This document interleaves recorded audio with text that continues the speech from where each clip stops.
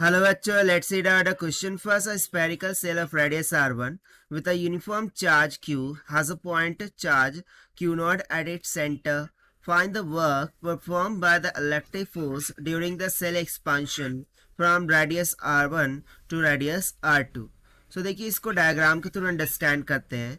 So let's suppose कि इस तरीके से इनिशियली एक स्फेरिकल सेल था जिसका रेडियस हमें दे रखा है कैपिटल ऑफ r1 के इक्वल. सो इसके सेंटर पर जो चार्ज था वो क्यू नॉट था और इसकी सरफेस पर एक यूनिफॉर्मली डिस्ट्रीब्यूटेड चार्ज था दैट इज क्यू. ठीक है. अब हम क्या करते हैं कि इस स्फेरिकल सेल को हम एक्सपांड कर रहे हैं.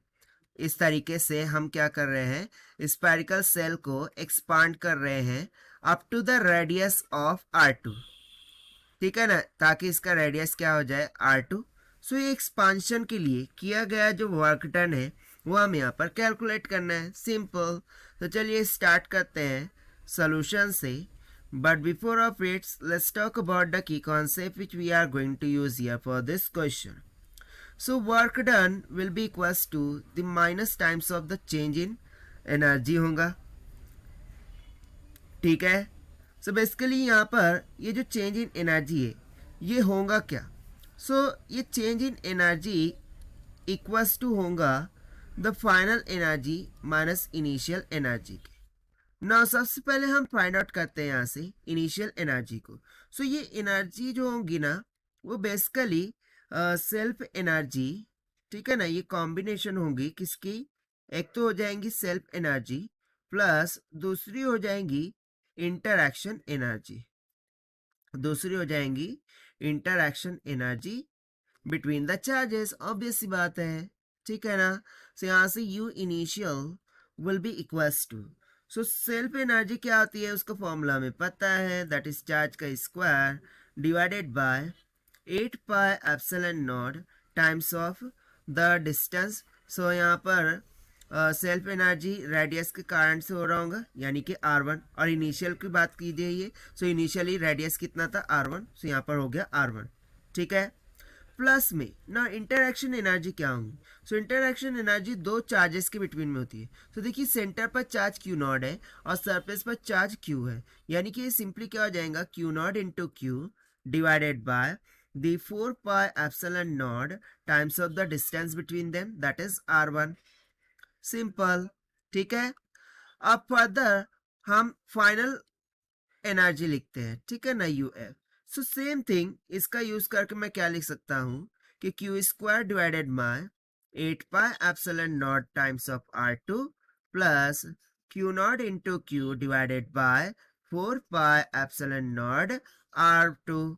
क्योंकि देखिए चार्ज यदि इस पर यूनिफॉर्मली डिस्ट्रीब्यूटेड था तो जब इलोंगेट कर देंगे so after elongation after expansion ये चार्ज एज इट इज इस पर क्या रहेगा, इस तरीके से डिस्ट्रीब्यूटेड ही रहेगा. सो उसमें तो कोई चेंजेस नहीं होंगे, सिर्फ रेडियस क्या हो गया, चेंज हो गया. इसको आप दे दीजिए इक्वेशन नंबर फर्स्ट, इसे आप दे दीजिए इक्वेशन नंबर 2. अब सिंपली हम क्या करते हैं यहाँ से वर्क डन कैलकुलेट करते हैं. So this will be equals to minus times of U final minus U initial. So minus sign से अंडर मल्टीप्लाई कीजिए. So U initial minus U final हो जाएगा. ये हमारा क्या निकल के आएगा, वर्क डन. सो इसको हम नेक्स्ट पेज पर करते हैं so that will be more clear. So यहाँ से work done W will be equals to. So देखिए सबसे पहले मैं यू इनिशियल रखता हूँ. ठीक. सो वो है क्यू स्क्वायर डिवाइडेड बाय क्या निकल के आया था 8 pi epsilon naught times of r1 plus Q not into Q divided by 4 pi epsilon naught times of r1. और माइनस साइन से मल्टीप्लाई करते हुए मैं रखूंगा फाइनल यू फाइनल. ठीक है ना. देखिए यहाँ पर यू फाइनल है. सो यू फाइनल कितना आया था Q square divided by 8 pi epsilon naught times of r2 plus minus minus Q not into Q divided by 4 pi epsilon naught times of r2. अब कॉमन क्या कर सकता है, सो निकाल लीजिए आप. से यहाँ से निकल जाएगा q divided by 4 pi epsilon not बाहर ब्रैकेट में बच जाएगा Q divided by 2 into R1 plus में यहाँ पर बच रहा है Q not divided by 4 pi epsilon not चला गया, यानी कि सिर्फ R1 बच रहा है। यहाँ पर बच जाएगा minus of Q divided by 2 times of R2 minus of Q not divided by R2। अब इसे थोड़ा और सिंप्लीफाई करते हैं। सो यहाँ से W will be equals to Q divided by 4 pi epsilon naught in bracket. ना अब हम डिनोमिनेटर को कॉमन कराते हैं, ठीक। सो डिनोमिनेटर कॉमन होके क्या हो जाएगा 2 times of R1 into R2, यहाँ पर 2 था इसीलिए सिर्फ क्या हो जाएगा Q times of R2 plus ये Q नॉट है। सो यहाँ पर क्या लिखना होगा देखिए 2 times of Q not into R2, ठीक है ना, माइनस ऑफ यहाँ पर हो जाएगा ऑलरेडी 2 है यानी कि Q टाइम्स ऑफ सिर्फ R1 आएगा, राइट।